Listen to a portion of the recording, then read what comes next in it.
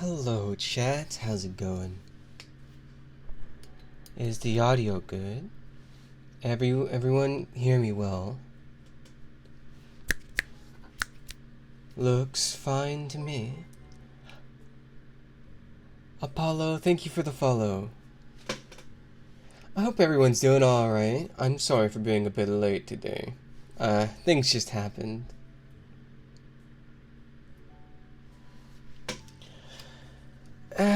But I'm here though. That's all that matters, right? Get to chat a little bit before we start our book reading, right?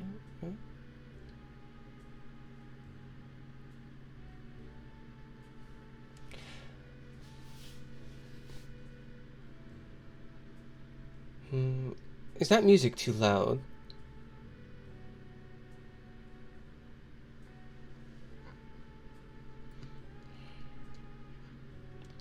Well, if you ended up banned, Apollo, you might have done something before.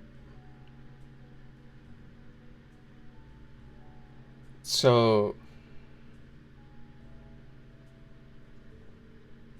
don't be surprised if something happens, because ban evading is generally frowned upon by a lot of people. But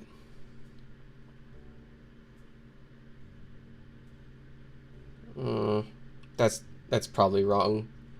Anyways, I hope everyone's doing alright today. Mine was quite a mixed bag, but hopefully we can make up for it, right?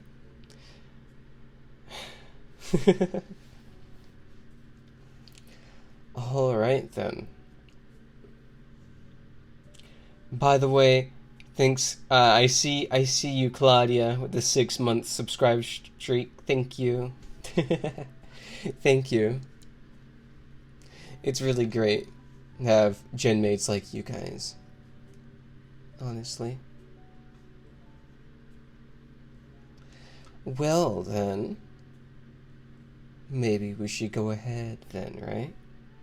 With the book and the things.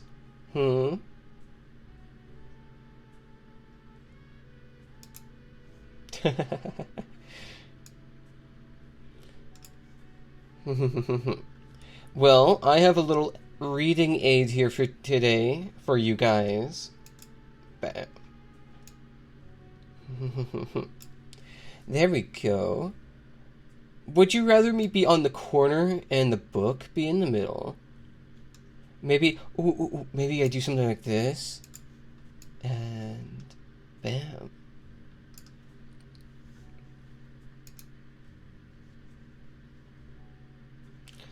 I don't want to capture my mouse though. Can we change that? There we go. Alright. Part 2. The Red-Headed League.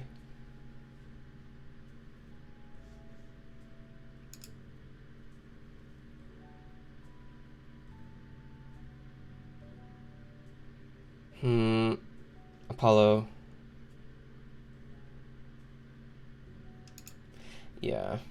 Sorry about that, Apollo. That's not... If there was a reason you were banned, it's because you do stuff like that. I'm sorry. This is an ASMR stream. We're doing ASMR. We don't want to derail that. If it could be like any other stream, Apollo, any other stream, and it would be all cool, but just look up what an ASMR stream is like. We don't need the vibe. We're here to chill out and relax. And wild shenanigans is definitely not part of relaxing. I'm sorry. Maybe it would have just been a timeout if you also didn't tell me that you were banned before. But I'm seeing a pattern, and I'm gonna put a stop to that before it gets any worse, alright? Sorry again. Chapter 2. Red-Headed League. I had called upon my friend Mr. Sherlock Holmes one day in the autumn of last year, and found him deep in conversation with a very stout, florid-faced, elderly gentleman with fiery red hair. With an apology for my intrusion, I was about to withdraw when Holmes pulled me abruptly into the room and closed the door behind me. "You could not possibly have come at a better time, my dear Watson," he said cordially. "I was afraid that you were engaged." So, uh, I was afraid that you were engaged. So I am, very much so. Then I can wait in the next room. Not at all. This gentleman, Mr. Wilson, has been my partner and helper in many of the most successful cases, and I have no doubt that he will be of the utmost use to me in yours also."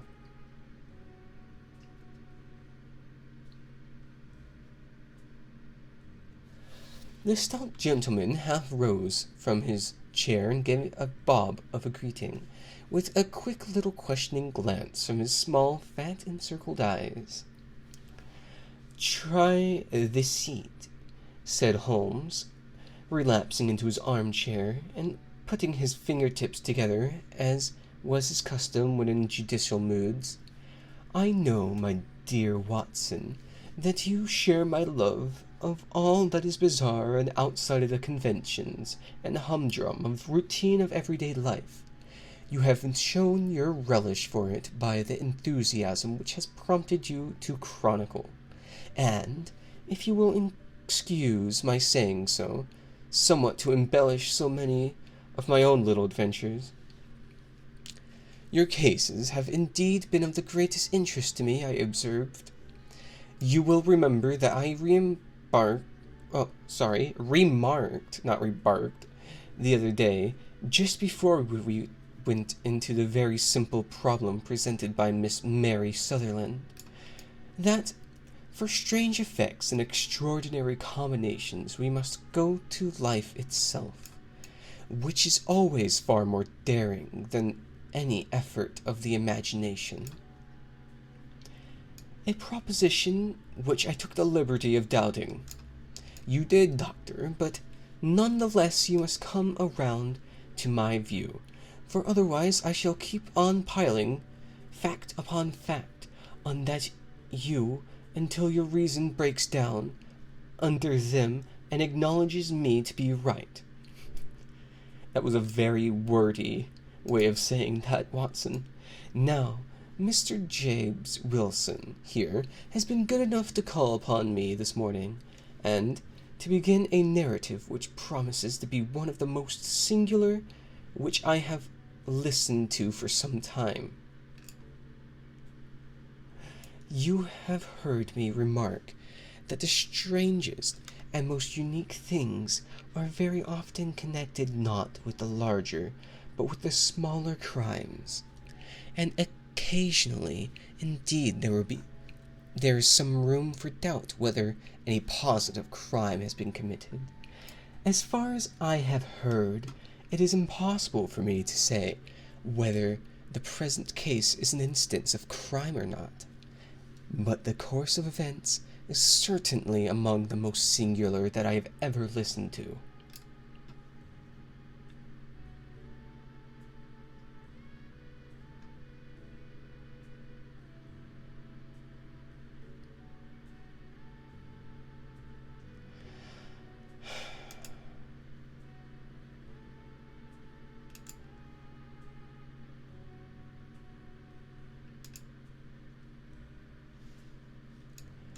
Perhaps, Mr. Wilson, you would have the great kindness to recommence your narrative.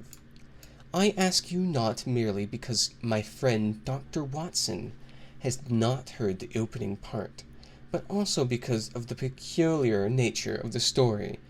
It makes me anxious to have every possible detail from your lips.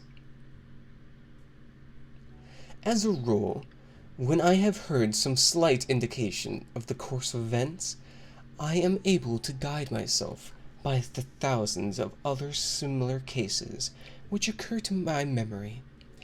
In the present instance, I am forced to admit that the facts are, to the best of my belief, unique. The portly client puffed out his chest with an appearance of some little pride and pulled a dirty and wrinkled newspaper from the inside of his pocket of his greatcoat.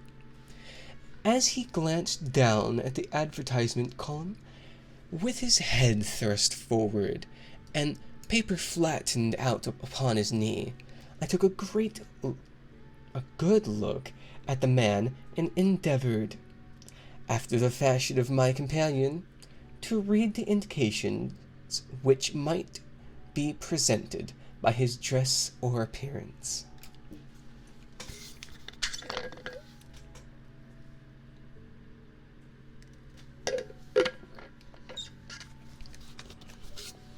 Hello, Meowie. How are you doing tonight?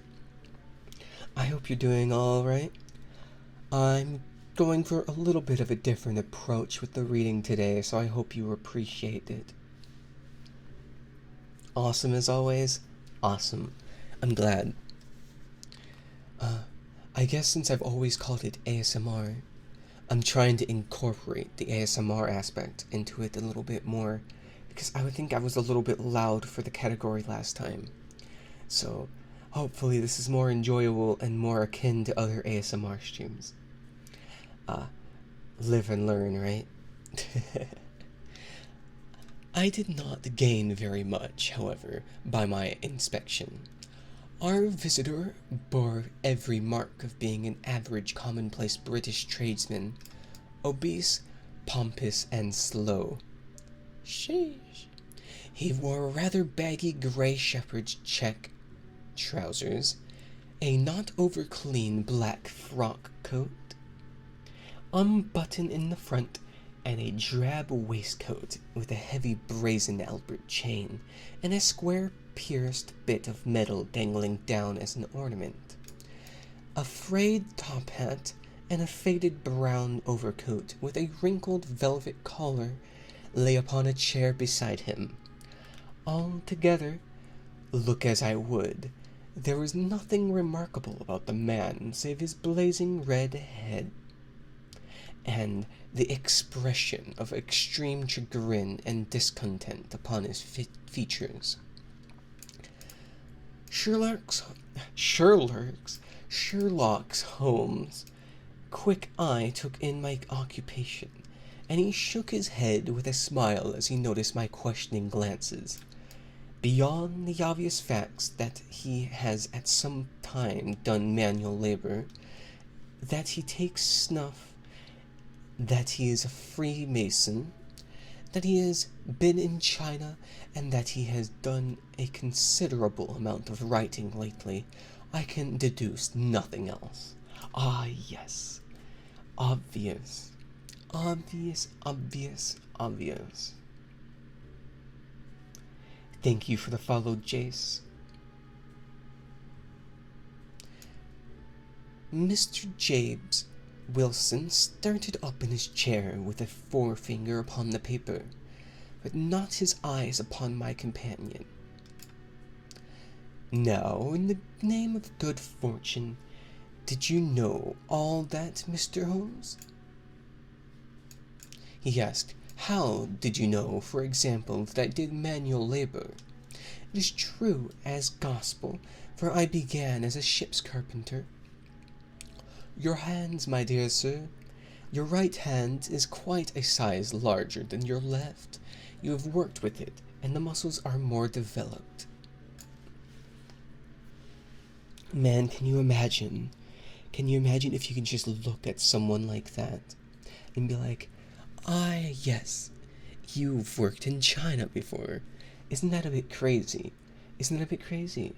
Like, what? Does he have a pin on his shirt that says, I worked in China? Is that how it works? I'm gonna bring the microphone closer to my head so I don't have to lean so far down.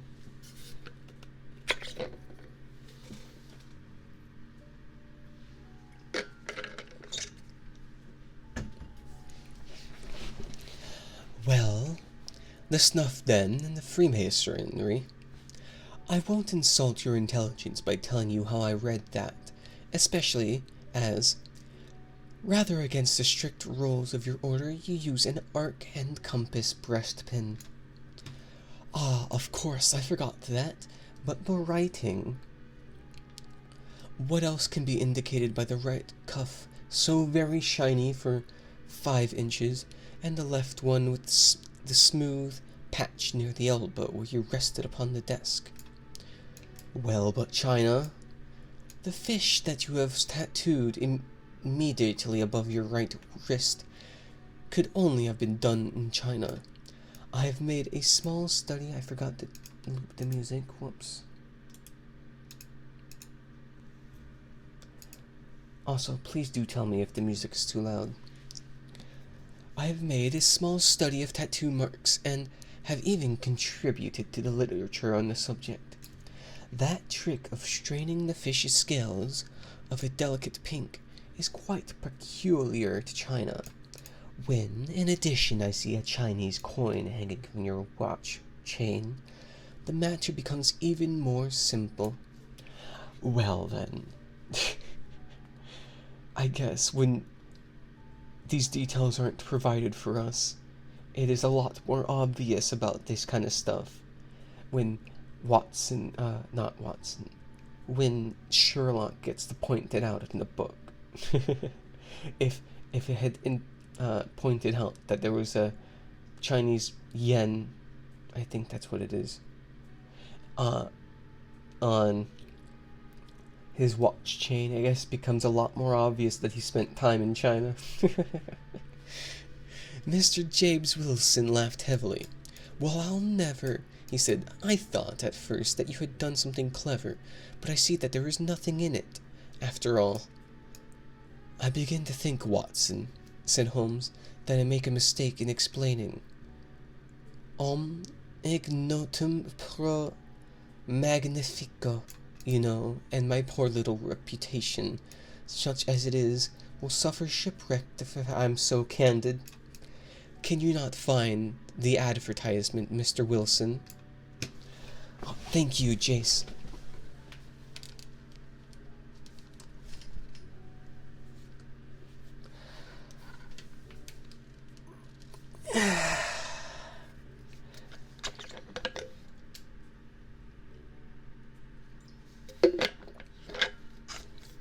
Thank you for the hydrate and stretch and posture check reminders.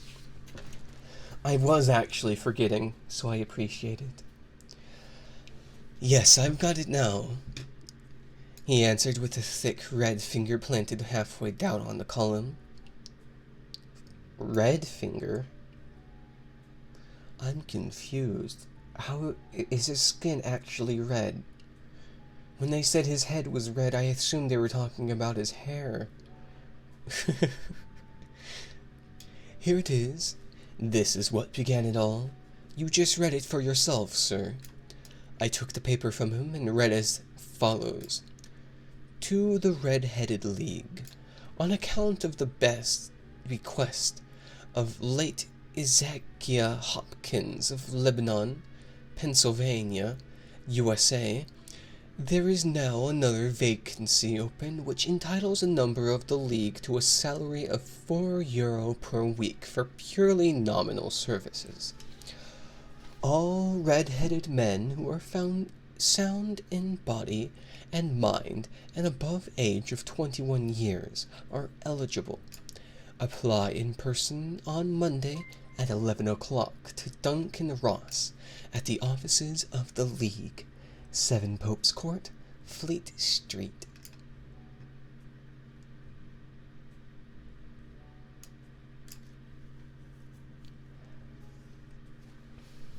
Hello. I didn't get to see who followed.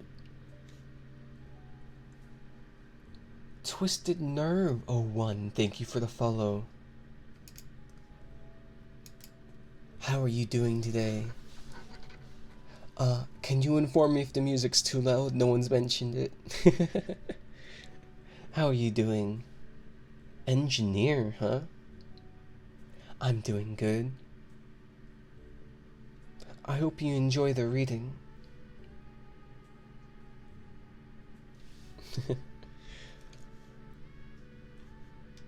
Hmm. All right. What on earth does this mean?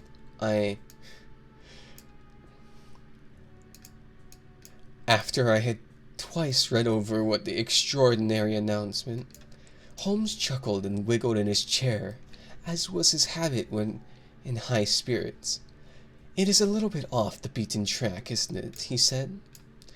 "And now, Mr. Wilson, off you go at scratch and tell us all about yourself, your household, and the effect which this advertisement has done upon your fortunes. You will make first a note, Doctor, of the paper and the date.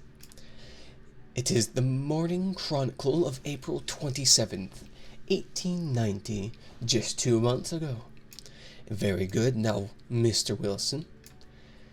"Well, it is just as I have been telling you, Mr. Sherlock Holmes," said Jabez Wilson, mopping his forehead. "I have a small pawnbroker business at Coburg Square, near the city. It's not a very large affair, and of late years it has not done more than just give me a living. I used to be able to keep 2 assistants, but now I can only keep 1, and I would have a job to pay him, but that he is willing to come for half wages, so as to learn the business." Did I ever answer you, Twisted? I'm doing well myself.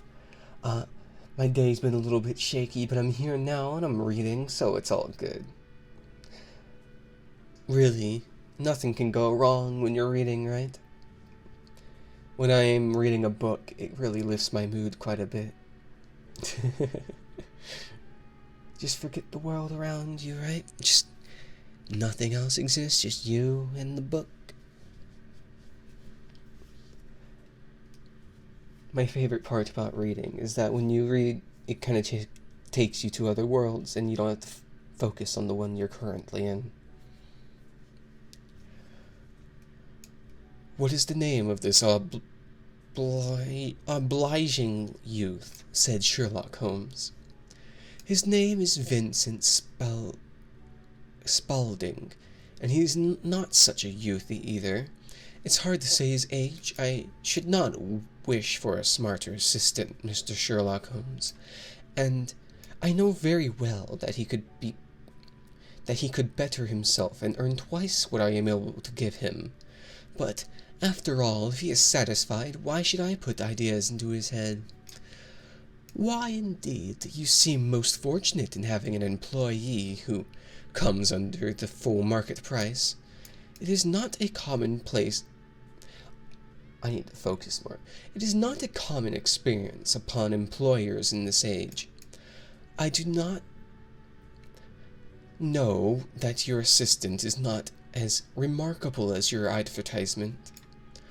"Oh, he has his faults too," said Mr. Wilson. "Never was such a fellow for his photography, snapping away with a camera when he ought to be improving his mind, and then diving down into the cellar like a rabbit into its hole to develop his pictures. That is his main fault, but on the whole he's a good worker. There's no vice in him." "He is still with you, I presume?" "Yes, sir, he and a girl of 14 who does a bit of simple cooking and keeps the place clean. That's all I have in the house, for I am a widower and I never had a family. We live very quietly, sir, the 3 of us, and we keep a roof over our heads and pay our debts, if we do nothing more. The first thing that puts us out was that advertisement. Spaulding, he came down into the office just this day 8 weeks, with his very paper in his hand, and he says, 'I wish to the Lord, Mr. Wilson, that I was a red-headed man.' 'Why that?' I asks. I asks? Is that grammar? Sheesh. 'Why,' he said, Why, says he, here's another vacancy on the League of the Red-Headed Men. It is worth quite a little fortune to any man who gets it, and I understand that there are more vacancies than there are men, so that the trustees are at their wits' end what to do with the money. If my hair were only change color, here's a nice little crib all ready for me to step into. Why, was it then? Why, what is it then? I'm not used to the wording of this book. I asked. You see, Mr. Holmes, I am a very stay-at-home man, and as my business came to me instead of having to go to it, I was often weeks on end without putting my foot on over the doormat. In that way, I didn't know much of what was going on outside, and I was always glad of a bit of news. Have you never heard of the League of the Red-Headed Men? He asked with his eyes open. Never. Taking a sip of water real quick.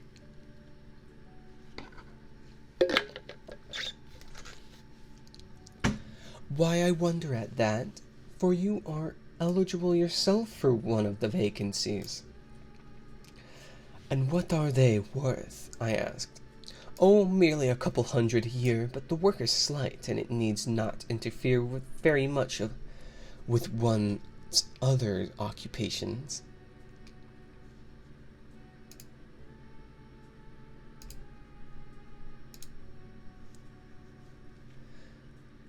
Well, you can easily think that made me pick up my ears, for the business has not been over good for some years, and an extra couple of hundred would have been very handy. Tell me all about it, I said. Well, said he, showing me the advertisement, you can see for yourself that the League has a vacancy, and there is the address where you should apply for particulars. As far as I can make out, the League was founded by an American millionaire, Ezekiah Hopkins, who was very peculiar in his ways.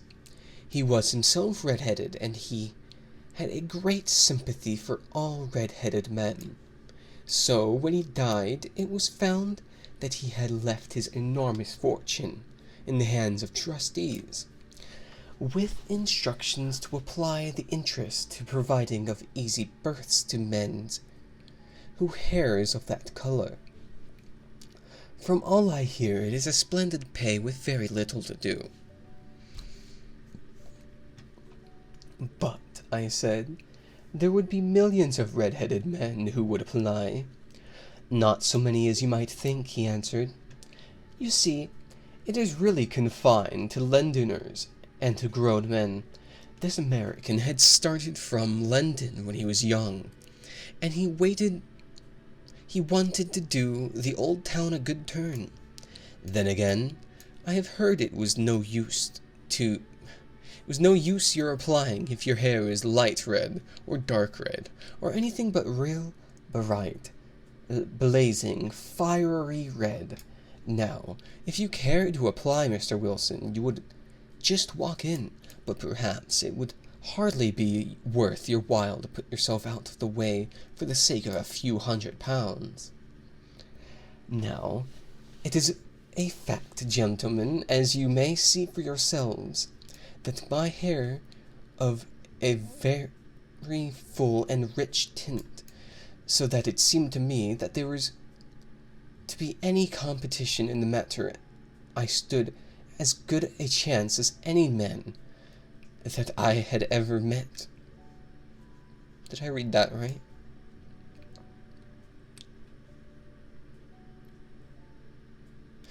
I did read that right? Okay. Vincent Spaulding seemed to know so much about it that I thought he might prove useful. So I just ordered him to put the shutters for the day and come right away with me.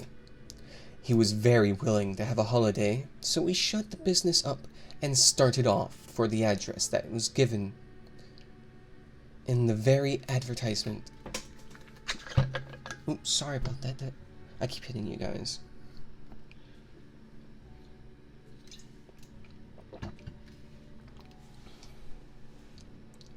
I never hoped to see such a sight as that again, Mr. Holmes.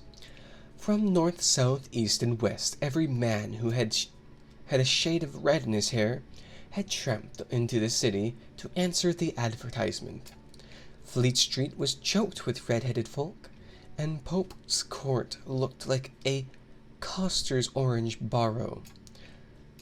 I should not have thought there were so many in the whole country as were brought together by that single advertisement.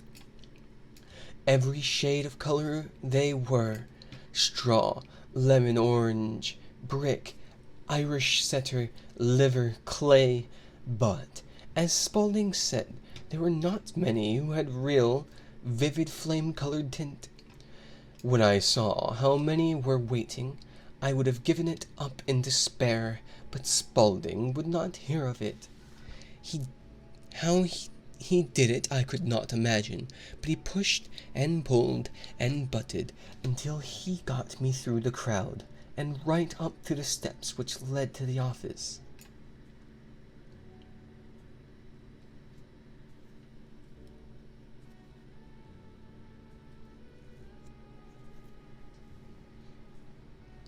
Thank you, Kuro.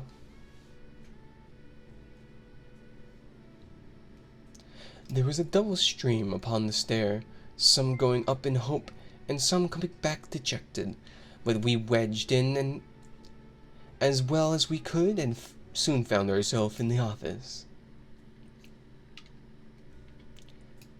Your experience has been a most enlightening one, remarked Holmes, as his client paused and refreshed his memory with a huge pinch of snuff. Pray continue your very interesting statement. There was nothing in the office but a couple of wooden chairs and a deal table, behind which sat a small man with a head that was even redder than mine. He said a few words to each candidate as he came up, and then he always managed to find some fault in them, which would disqualify them. Getting a vacancy did not seem to be such a very easy matter after all. However, when our turn came, the little man was much more favorable to me than any of the others, and he closed the door as we entered, so that he might have a private word with us. This is Mr. James Wilson, said my assistant, and he is willing to fill a vacancy in the League. And he is admirably suited for it, the other answered. He has every requirement. I cannot recall when I had seen anything so fine. He took a step backward, cocked his head one side, and gazed at my hair until I felt quite bashful. Then he suddenly plunged forward, wrung my hand, and congratulated me warmly on my success. It would be injustice to hesitate, he said. You will, however, I'm sure, excuse me for taking an obvious precaution, he said. With that he seized my hair in both hands and tugged until I yelled with the pain. There is water in your eyes, he said, as he released me. I perceive that all is as it should be, but we have to be careful, for we have twice been deceived by wigs, and once by paint.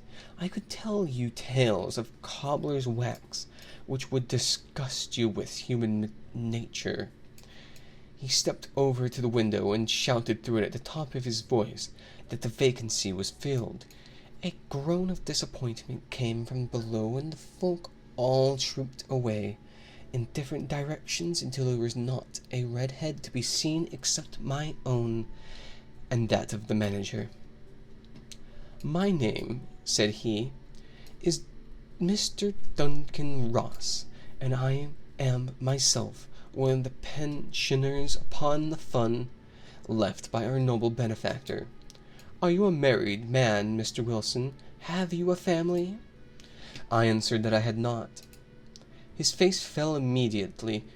Dear me, he said gravely, that is very serious indeed. I'm sorry to hear you say that. The fund was, of course, for the propagation and spread of the redheads, as well As for their maintenance, it is exceedingly unfortunate that you should be a bachelor. Hold on a minute. Hold on a minute. Is this man telling me that a point of this job opening is to make sure that redheads have children? It's a little bit weird, right? It's not just me. It's not just me that thinks that's a little bit weird, right? This person seeks redheads out and pays them to have children? Is this what I'm hearing? I mean, reading. Is that correct? It's a little bit weird. It's a little bit weird. My faith lengthened at this, Mr. Holmes, for I thought that I was not to have the vacancy after all. But after thinking it over for a few minutes, he said that it would be all right. In the case of another, he said, the objection might be fatal, but we must stretch a point in favor of a man with such a head of hair such as yours. When shall you be able to enter upon your new duties? Well, it is a little bit awkward, for I have business already, said I. Oh, never mind about that, Mr. Wilson, said Vincent Spaulding. I should be able to look after that for you. What would the hours be? I asked. 10 to 2. Now, a pawnbroker's business is mostly done of an evening. Pawnbroker? He's the pawnbroker. Okay, sorry. Mr. Holmes, especially Thursday and Friday evening, which is just before payday, so it would suit me very well to earn a little in the mornings. Besides, I knew that my assistant was a good man, and that he would see anything that turned up. That would suit me very well, I said. And the pay? It is €4 a week. And the work? It is purely nominal. What do you call purely nominal? Well, you would have to be in the office, or at least in the building, the whole time. If you leave, you forfeit your whole position forever. Sheesh, that's straight.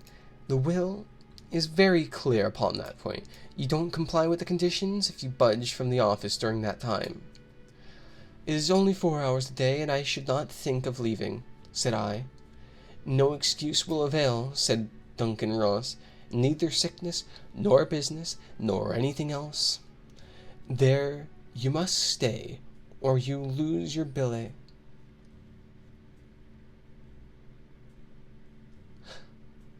Oh, okay, so what if this guy has, like, a deathly sickness? He can't enter the office for that day. Does he just get fired? That seems a little bit strict, in my opinion. You said no excuses, right?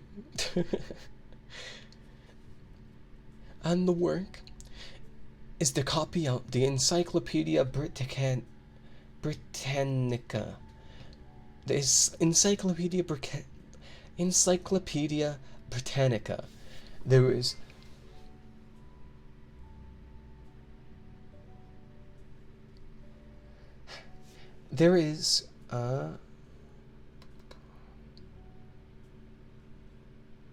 the first volume of it in that press. You must find your own ink, pens, and blotting paper. But we provide this table and chair. Will you be ready tomorrow? Certainly, I answered. Then goodbye, Mr. James Wilson, and let me congratulate you once more on the important position which you have been fortunate enough to gain. He bowed me out of the room, and I went home with my assistant. Hardly knowing what to say or do, I was so pleased at my own good fortune. Well, I thought over the matter for all day, and by evening I was in low spirits again, for I had quite persuaded myself that the whole affair must be some great hoax or fraud, though what its object might be, I could not imagine. It seemed altogether past belief that anyone could make such a will, or that they would pay such a sum for doing anything so simple as copying out the Encyclopedia Britannica. Vincent Sproding did what he could to cheer me up, but by bedtime I had reasoned myself out of the whole thing. However, in the morning I determined to take a look at it anyhow, so I bought a penny bottle of ink, and with a quill pen and 7 sheets of foolscap paper, I started off the Pope's court. Well, to my surprise and delight, everything was as right as possible. The table was set out ready for me, and Mr. Duncan Ross was there to see that I got fairly to work. He started me off upon the letter A, and then he left me. But he would drop in from time to time to see that all was right with me, and 2 o'clock he bade me a good day and complimented me upon the amount I had written, and locked the door of the office after me. This went on day after day, Mr. Holmes, and on Saturday the manager came in and planked down 4 golden sovereigns for my week's work. It was the same next week, and the same week after. Every morning I was there at 10, and every afternoon I had left at 2. By degrees Mr. Duncan Ross took to coming in only once a morning, and then, after a time, he did not come in at all. Still, of course, I never dared to leave the room for an instant, for I was not sure when he might come, and the billet was such a good one. Is that Bill with a T? And the bill was such a good one, and suited me so well that I would not risk the loss of it.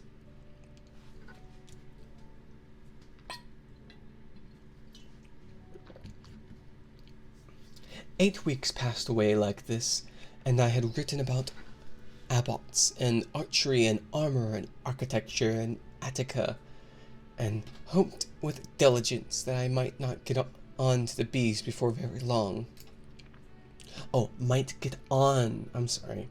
It cost me something in foolscap, and I had pretty nearly filled a shelf with my writings. And then suddenly the whole business came to an end. To an end?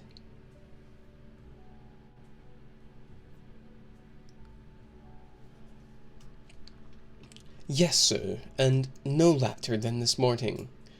I went to my work as usual at 10 o'clock, but the door was shut and locked, with a little square of cardboard hammered onto the middle of the panel with a tack. Here it is, and you can read it for yourself. He held up a piece of white cardboard about the size of a sheet of notepaper.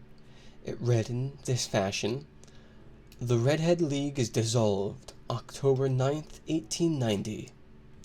Sherlock Holmes and I surveyed this curt announcement and the rueful face behind it until the comical side of the affair so completely overtopped every other consideration that we both burst out into a roar of laughter.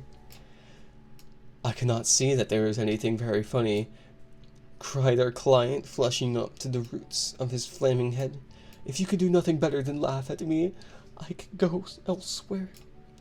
No, no, cried Holmes, shoving him back into the chair from which he had half risen. I wouldn't nearly miss your case for the world. It is so refreshingly unusual. But there is, if you will excuse my saying so, something just a little bit funny about it. Pray, what steps did you take when you found the card upon the door? I was staggered, sir. I did not know what to do. Then I called at the offices round, but none of them seemed to know anything about it. Finally, I went to the landlord, who was an accountant living on the ground floor, and I asked him if he could tell me what had become of the Red-Headed League. He said that he had never heard of any such body. Then I asked him who Mr. Duncan Ross was, and he answered the name was new to him. Well, said I, the gentleman at number 4. What, the red-headed man? Yes. Oh, his name was Wilson Morris. He was a solicitor, and was using my room as a temporary convenience until his new premises were ready. He moved out yesterday. Where could I find him? Oh, at his new offices. He did tell me the address. Yes, 17 King Edward Street, near St. Paul's. I started off, Mr. Holmes, but when I got to that address, it was a manufactory of artificial kneecaps, and no one in it had ever heard of Mr. William Morris or Mr. Duncan Ross. And what did you do then? Asked Mr. Holmes. I went home to Saxe-Coburg Square, and I took the advice of my assistant. But he could not help me in any way. He could only say that if I waited, I should hear by post. But that was not quite good enough, Mr. Holmes. I did not wish to lose such a place without a struggle. So, as I heard that you were good enough to give advice to poor folk who were in need of it, I came right away to you. And you did wisely, said Mr. Holmes. Your case is an exceedingly remarkable one, and I shall be happy to look into it.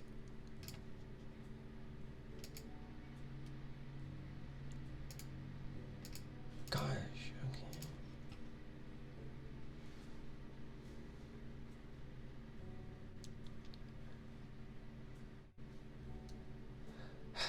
Listen, Apollo. You creating accounts over and over again is not going to get past the ban. If you want to get past, or you want anything, you can go ahead and message my manager. I'm sure he's here. Just maybe like whisper him, and if he doesn't unban you, then you're staying banned. You making new accounts and messaging me and everything, that's not going to get you banned. That's just going to keep you banned even more. Like, if you had, instead of making accounts and going and trying things over and over again, if you instead just messaged like Guro or done anything other than that, maybe you wouldn't have been banned again. For real.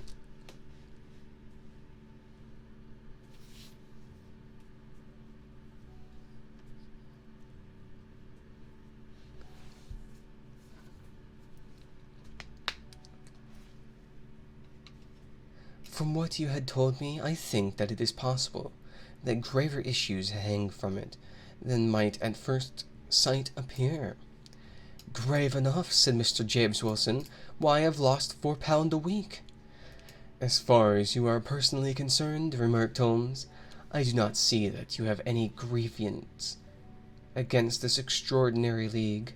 On the contrary, you are, as I understand, richer by some 30 pence. Not euro pence. To say nothing of the minute knowledge which you have gained on every subject which comes under the letter A, you've lost nothing by them.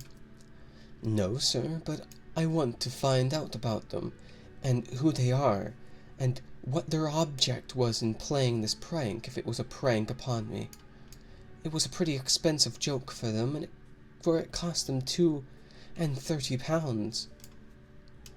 We shall endeavour to clear up these points for you, and first, 1 or 2 questions, Mr. Wilson. This assistant of yours who called your attention to this advertisement, how long had he been with you? For about a month, then. How did he come? In answer to an advertisement. Was he the only applicant? No, I had a dozen. Why did you pick him? Because he was handy, would come cheap. At half wages, in fact. Yes. What is he like, this Vincent Spaulding? Small, stout built, very quick in his ways, no hair on his face, Though he was not short of 30, he had a white splash of acid upon his forehead. Holmes sat up in his chair in considerable excitement. "I thought as much," he said. "Have you ever observed that his ears are pierced for earrings?" "Yes, sir. He told me that a gypsy had done it for him when he was a lad." "Hum," said Holmes, sinking back in deep thought. "He is still with you?" "Ah, yes, sir. I have only just left him." "And has your business been attended to in your absence? Nothing of complaint, sir? There's never very much to do of a morning." "That will do, Mr. Wilson. I shall be happy to give you an opinion upon the subject in the course of a day or two. Today is Saturday, and I hope that by Monday we may come to a conclusion." "Well, Watson," said Holmes when our visitor had left us, "what do you make of it all?"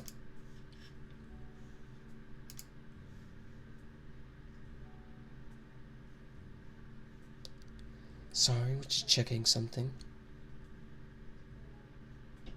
"I make nothing of it," I answered frankly. "It is a most mysterious business."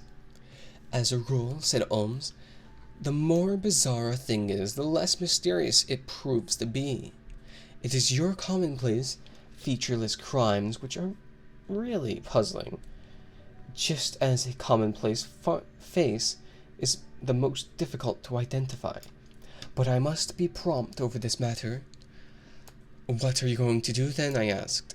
"To smoke," he answered. "It is quite a 3-pipe problem, and I beg that you won't speak to me for 50 minutes. He curled himself up in his chair, with his thin knees drawn up to his hawk-like nose, and there he sat with his eyes closed, and his black clay pipe thrusting out like a bill of some strange bird. I had come to the conclusion that he had dropped asleep, and indeed was nodding myself, when he suddenly sprang out of his chair with the gesture of a man who had made up his mind and put his pipe down upon the mantelpiece.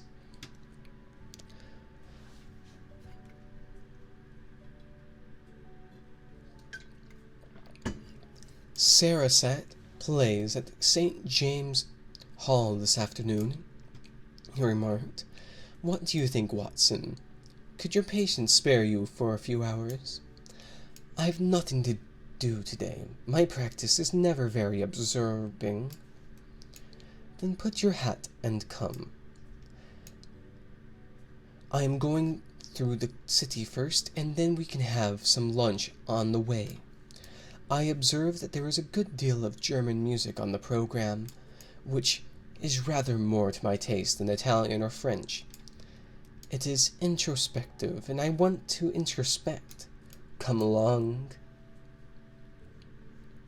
We traveled to the underground as far as Aldersgate, and a short walk took us to Saxe Coburg Square, the scene of a singular story which we had listened to in the morning. It was a poky little shabby genteel place, where 4 lines of dingy 2-storied brick houses looked out into a small railed-in enclosure, where a lawn of weedy grass and a few clumps of faded laurel bushes made a hard fight against a smoke-laden and uncongenial atmosphere. 3 gilt balls and a brown board with James Wilson in white letters upon a corner of a house. It announced the place where our red-headed client carried on his business. Sherlock Holmes stopped in front of it with his head on one side and looked it all over.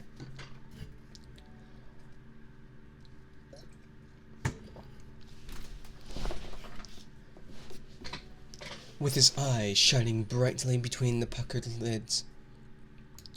Then he walked slowly up the street and then down again to the corner. It looked keenly at the houses. Finally he returned to the pawnbroker's and Having thumbed vigorously upon the pavement with his stick 2 or 3 times, he went to the door and knocked. It was instantly opened by a bright-looking, clean-shaven young fellow, who asked him to step in. "Thank you," said Holmes. "I only wished to ask you how you would go from here to Strand." "Third right, 4 left," he answered the assistant promptly, closing the door. "Smart fellow, that," observed Holmes as we walked away. "He is, in my judgment, the 4th smartest man in London." And for daring, I am not sure that he is not a claim to be 3rd. I have known something of him before. Excuse me. Let me get this straight. The man opens the door to a shady figure, answers him, and closes the door, and said shady figure immediately thinks he's the 4th smartest in London. Of such a small interaction? That's a little bit ridiculous. "Evidently," said I, "Mr. Wilson's assistant counts for a good deal in this mystery of the Red-Headed League. I'm sure that you inquired your way merely in order that you might see him, not him." "What then?" "The knees of his trousers. And what did you see?" "What I expected to see." "And did you beat the pavement? Why did you beat the pavement?"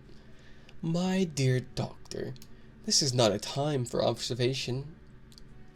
Gosh, I am messing up here. I might take a small break. "My dear doctor, this is a time for observation, not for talk. We are spies in an enemy's country. We know something of Saxe-Coburg Square. Let us now explore the parts which lie behind it." The road in which we found ourselves as we turned round the corner from the retired Saxe-Coburg Square presented as a great contrast to it as the front of a picture does to the back. It was one of the main arteries which conveyed the traffic of the city to the north and west. The roadway was blocked with the immense stream of commerce flowing in a double tide inward and outward, while the footpaths were black with the hurrying swarms of pedestrians. It was difficult to realize, as we looked at the line of fine shops and stately business premises, that they really abutted on the other side of. You know what? I'm going to take a short 5 to 10 minute break, and I'll be back. Clearly, I'm getting some reading fatigue, so we'll be right back. All right. See you at about 9:35 Eastern Time. I'll be right back. Okay. See you guys in a bit. Let's see here. How do I want to do this? I guess I'll go to my starting soon screen. See you soon.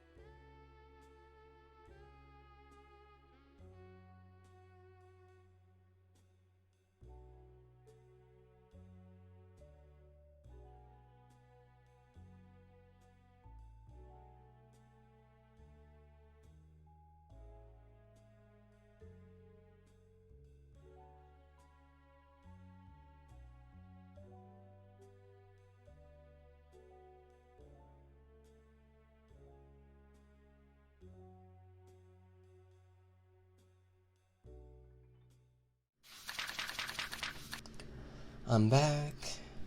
How's everyone doing? Thank you for waiting, if you were waiting. Let's get back to the video then, eh?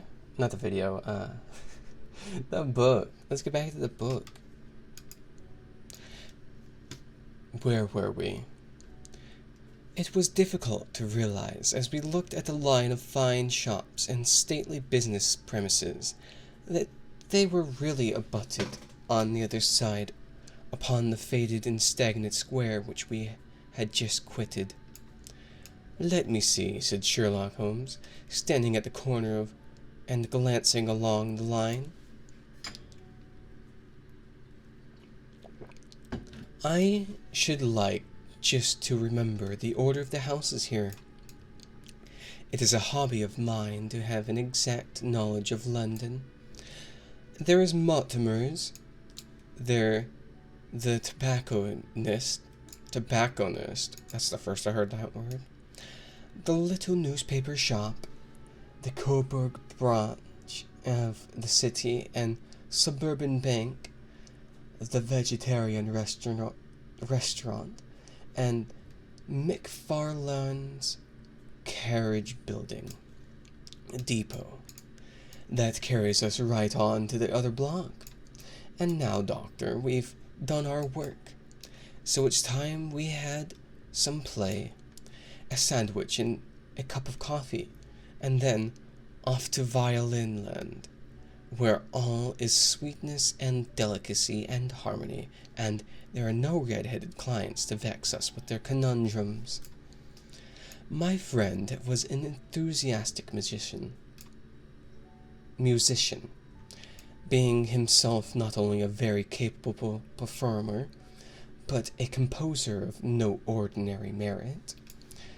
All the afternoon he sat in the stalls wrapped in the most perfect happiness, gently waving his long thin fingers in time to the music, while his gently smiling face and his languid dreamy eyes was as unlike those of Holmes the sleuth hound, Holmes the relentless, keen-witted, ready-handed criminal agent, as it was possible to conceive.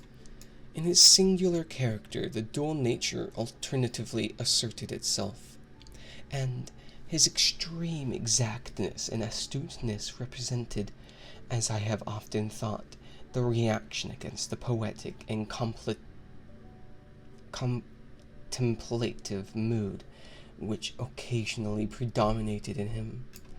The swing of his nature took him from extreme languor to devouring energy, and, as I knew well, he was never so formidable as when, for days on end, he had been lounging in his armchair amid his improvisations and his black-letter editions. Then it was that the lust of the chase would suddenly come upon him, and that his brilliant reasoning power would rise to the level of intuition, until those who were unacquainted with his methods would look askance at him as on a man whose knowledge was not that of other mortals. When I saw him that afternoon so enwrapped in music at St. James Hall, I felt that an evil time might be coming upon those whom he had set himself to hunt down. Still struggling to read here, but I think I'm better than I was 10 minutes ago. "You want to go home, no doubt, Doctor," he remarked as we emerged. "Yes, it would be as well. And I have some business to do which will take some hours. This business at Coburg Square is serious." "Why serious?" "A considerable crime is in contemplation. I have every reason to believe that we shall be in time to stop it. But today being Saturday rather complicates matters. I shall want your help tonight." "At what time?" 10 will be early enough." "I shall be at Baker Street at 10. "Very well. And I say, Doctor, there may be some little danger, so kindly put your army revolver in your pocket." He waved his hand, turned on his heel, and disappeared in an instant among the crowd.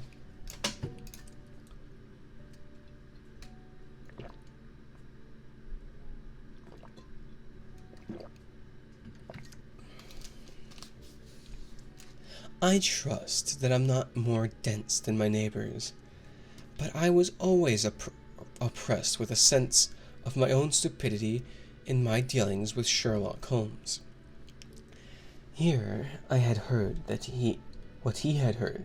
I had seen what he had seen, and I'm gonna lift my mic up again. Sorry about the noise.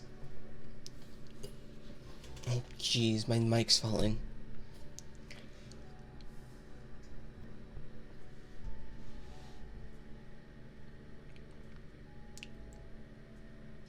I had seen what he had seen, and yet from his words it was evident that he saw clearly not only what had happened, but what was about to happen. While to me the whole business was still confused and grotesque, as I drove home to my house in Kennington, I thought over it all, from the extraordinary story of the red-headed copier of the encyclopedia down to the visit of Saxe Coburg Square, the ominous words which had just parted from me. Which he had parted from me, was this nocturnal expedition.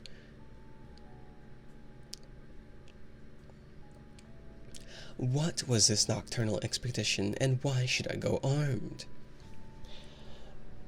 Where were we going, and what were we to do?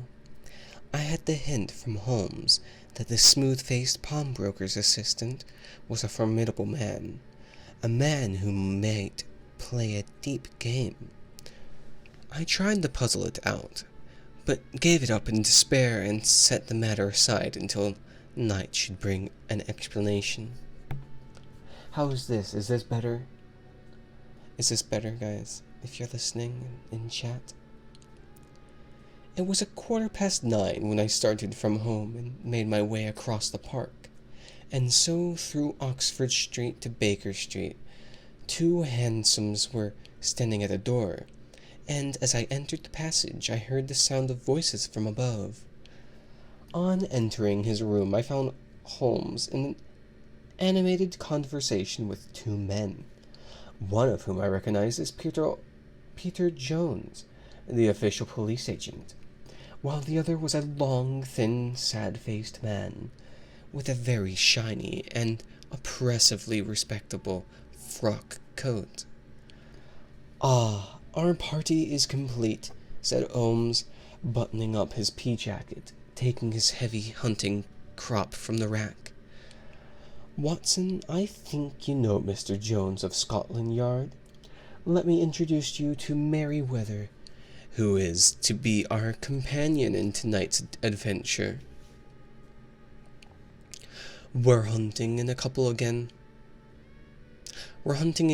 again, Doctor, you see," said Jones in his consequential way. "Our friend here is a wonderful man for starting a chase. All he wants is an old dog to help him do the running down." You know what? I'm gonna fix my mic real quick. One moment.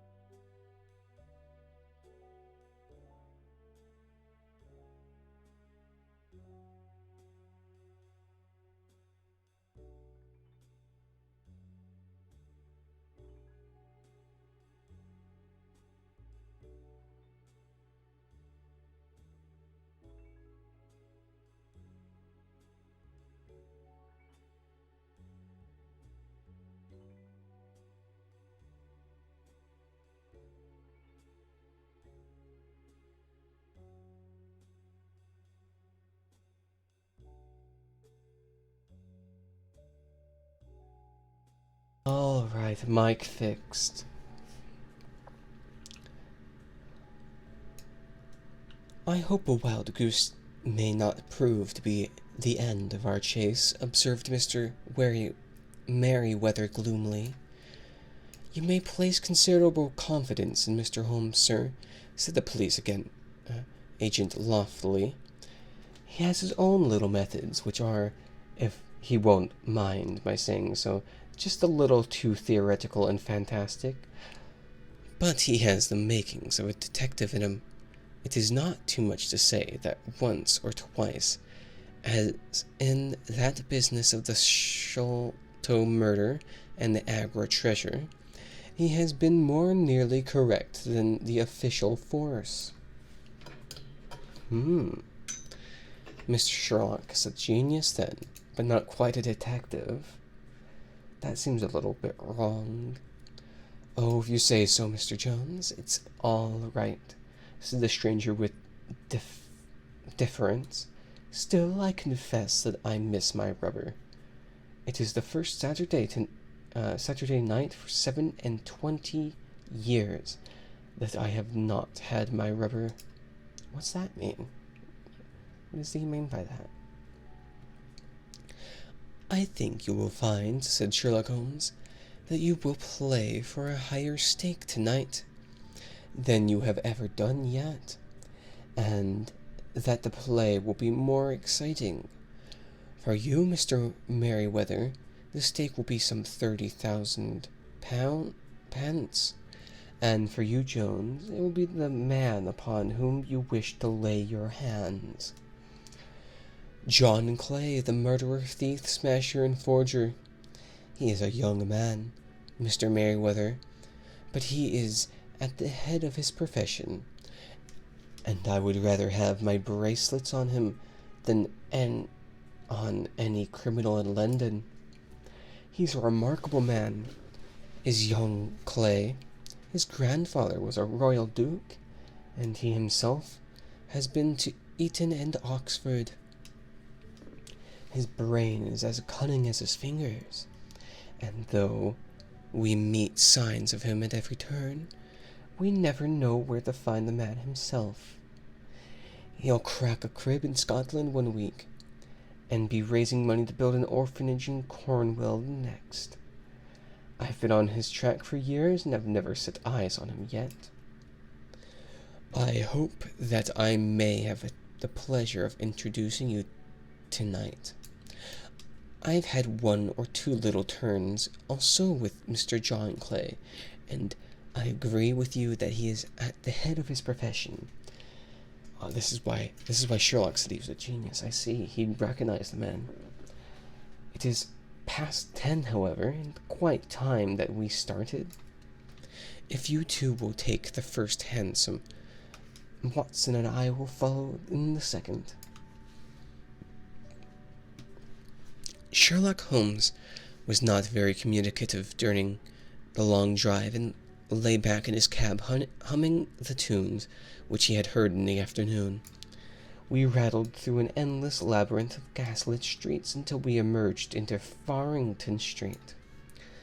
"We are close there now," my friend remarked. "This fellow Merryweather is bank director, and personally interested in the matter.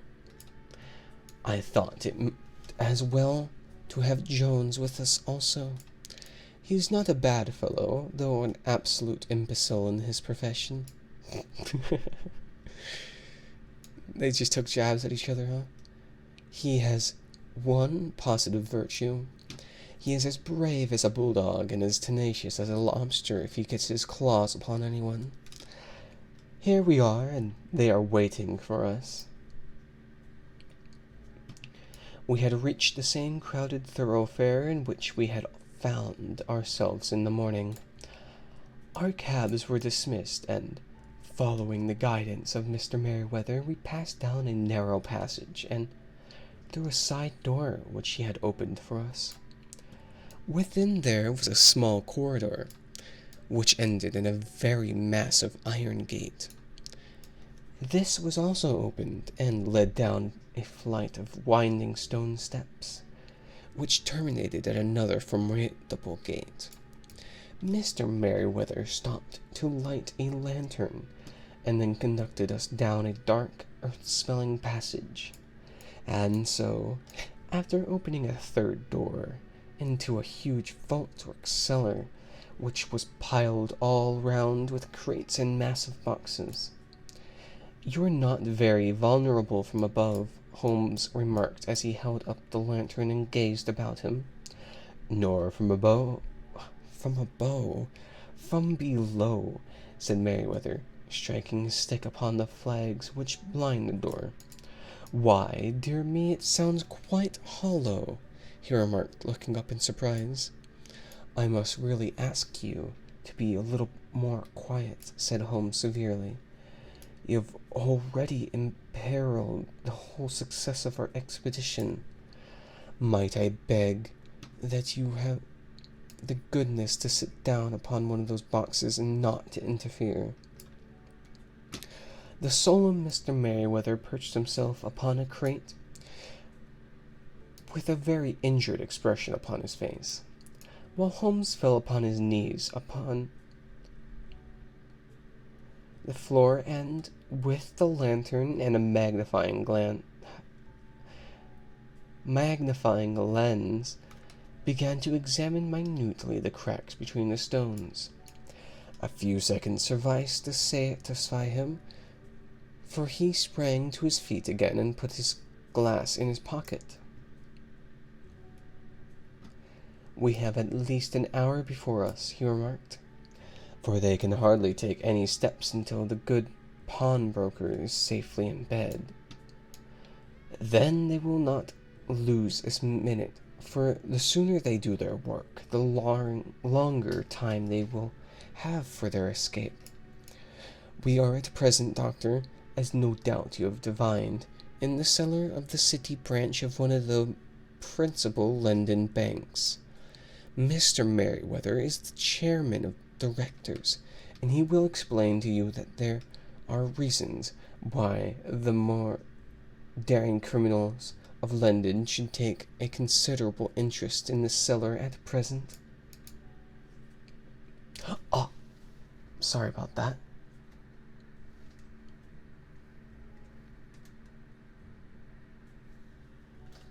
One moment.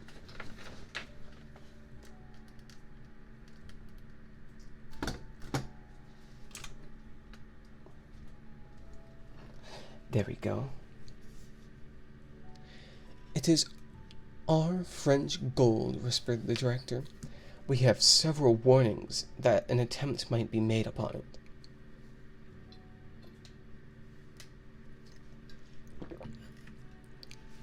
"Your French gold?"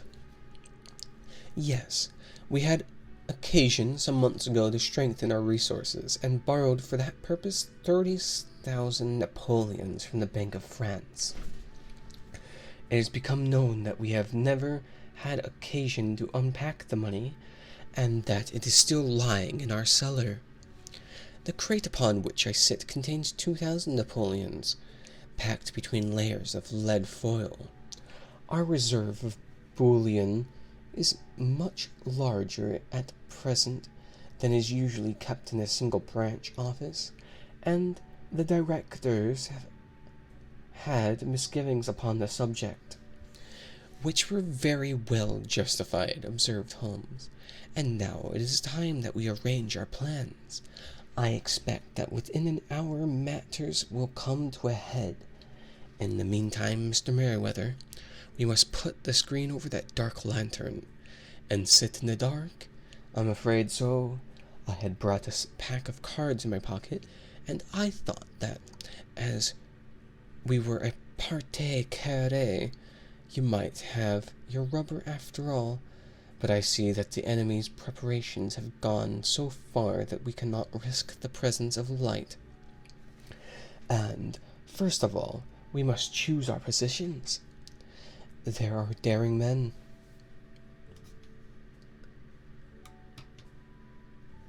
and though we shall take them at a disadvantage, they may do us some harm unless we are careful. I shall stand behind this grate, and you conceal yourselves behind those. Then, when I flash the light upon them, close in swiftly. If they fire, Watson, have no compunction about shooting them down." I placed my revolver, cocked, upon the top of the wooden case behind which I crouched. Holmes shot the slide across the front of his lantern and left us in pitch darkness. Such an absolute darkness as I have never before experienced. The smell of hot metal remained to assure us that the light was still there, ready to flash out at a moment's notice. To me, my nerves worked up to a pitch of expectancy. There was something depressing and subduing in the sudden gloom, and in the cold dark air of the vault. "They have but one retreat," whispered Holmes. "That is back through the house into Saxe-Coburg Square. I hope that you have done what I asked you to, Jones. I have an inspector and 2 officers waiting at the front door. Then, we have stopped all the holes, and now we must be silent and wait." What a time it seemed. From comparing notes afterwards, it was but an hour and a quarter. Yet it appeared to me that the night must not have almost gone, and the dawn would be breaking above us. My limbs were weary and stiff, for I feared to change my position. Yet my nerves were worked up to the highest pitch of tension, and my hearing was so acute that I could not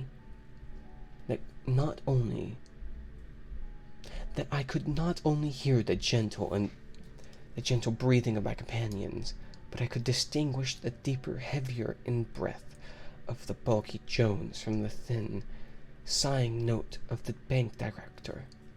From my position, I could look over the case in the direction of the floor. Suddenly, my eyes caught a glint of light. At first, it was but a lurid spark upon the stone pavement.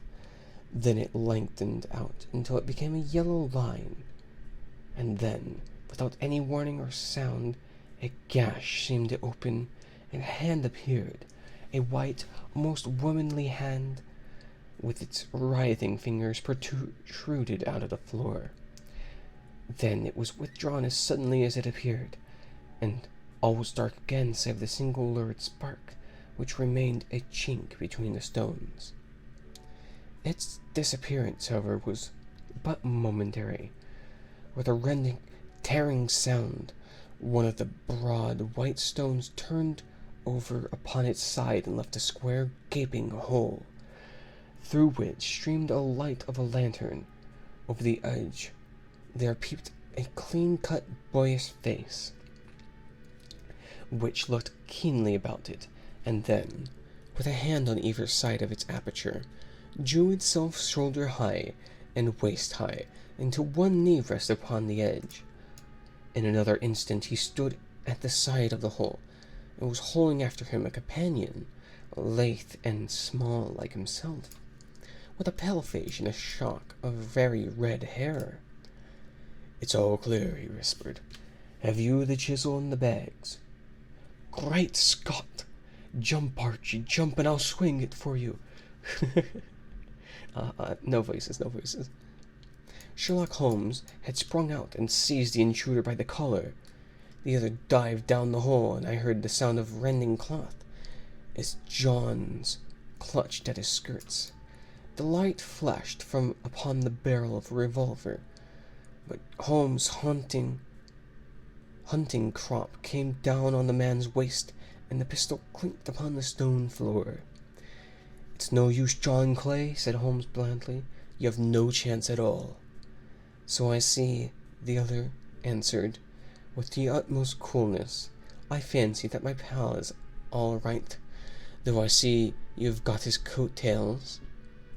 "There are 3 men waiting for him at the door," said Holmes. "Oh, indeed. You seem to have done the thing very completely. I must compliment you. And you..." Holmes answered. Your red-headed idea was very new and effective. You'll see your pal again presently, said Jones. He's quicker at climbing down holes than I am. Just hold out while I fix the derbies. I beg that you will not touch me with your filthy hands, remarked our prisoner, as the handcuffs clanked upon his wrists. You may not be aware that I have royal blood in my veins. Have the goodness also, when you address me, to say sir and please. All right, said Jones with a stare and snigger. Well, would you please, sir, march upstairs where we can get a cab to carry your highness to the police station? That is better, said Jones. said John Clay sneerily. He made a sweeping bow to the three of us and walked quietly off to the custody of the detective. Really, Mr. Holmes, said Mr. Merryweather as we followed them from the cellar, I do not know how the bank can thank you for or repay you. There is no doubt that you have detected and defeated in the most complete manner one of the most determined attempts at bank robbery that I have ever come within my experiences. I have one or two little scores of my own to settle with Mr. John Clay, said Holmes. I have been at some small expense over this matter, which I shall expect the bank to refund. But beyond that, I am amply repaid by having an experience which is in many ways unique, and by hearing the very remarkable narrative of the Red-Headed League. We're going to finish this.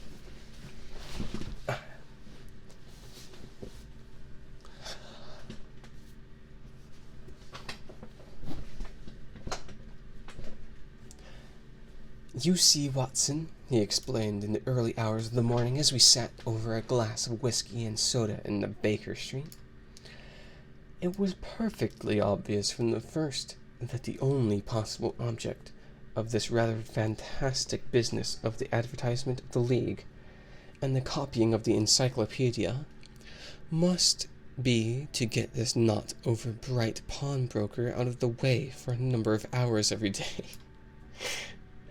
Really? It was obvious, huh?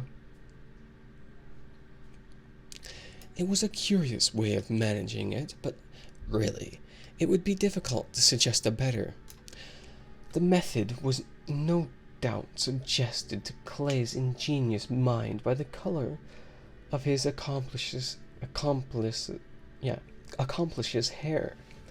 The £4 a week was a lure which must draw him. And was it to them? And what was it to them who were playing for thousands?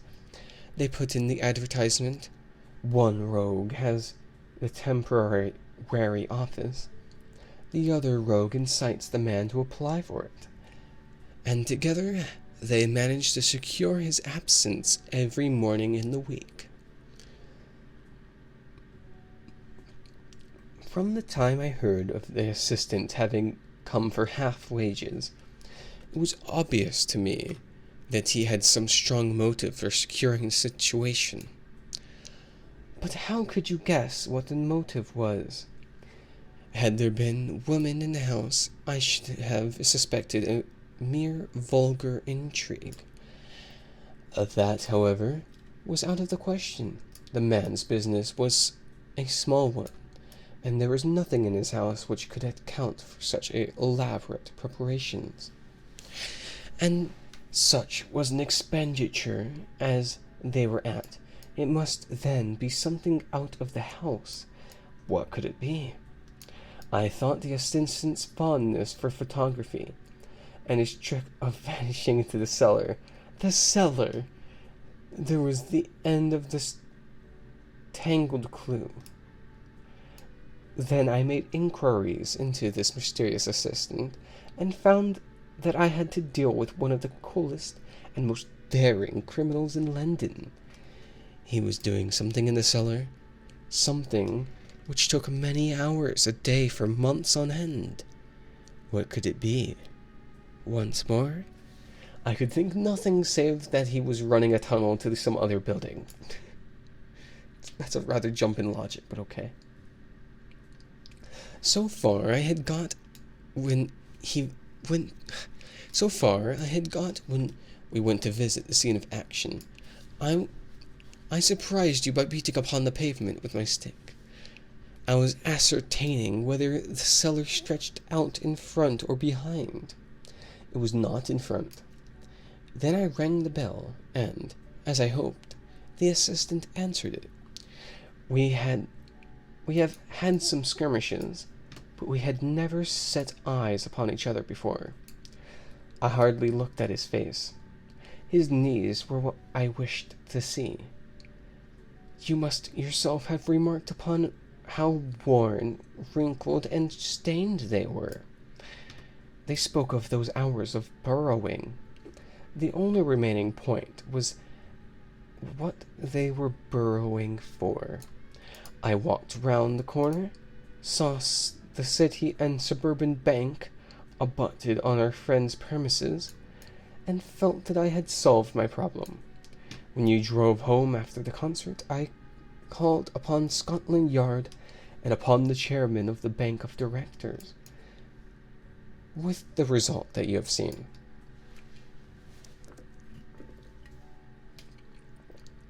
And how could you tell that they would make their attempt tonight? I asked. Well, they closed. They closed the scam. Well, when they closed their league offices, that was a sign that they cared no longer about Mr. James Wilson's presence. In other words, they had completed their tunnel. But it was essential that they should use it soon, as it might be discovered, or the bullion might be removed. Saturday would suit them better than any other day, as it would give them 2 days for their escape. For all these reasons, I expected them to come tonight. You reasoned it out beautifully, I exclaimed in unfeigned admiration. It is so long a chain, and yet every link rings true. It saved me from ennui, he answered, yawning. Alas, I already feel it is closing in upon me. My life is spent in one long effort to escape from the commonplaces of existence. These little problems help me do so. And you are a benefactor of the race, I said. He shrugged his shoulders. Well, perhaps after all, it is of some little use, he remarked. Les enregistrés, les rues, c'est tout. Le vrai, c'est tout. As a Gustave Flaubert wrote to George Sand. And that is Chapter 2. I believe that we will be reading Chapter 3 next week, or maybe the week after that. Depends on if we want some normal ASMR in between then or not, which I'll be thinking about tonight. Thank you guys for watching and listening to my ASMR stream. I do hope that this helped you relax, or perhaps sleep or something, if that's what you were doing. Let's see here. Who should we raid tonight, huh?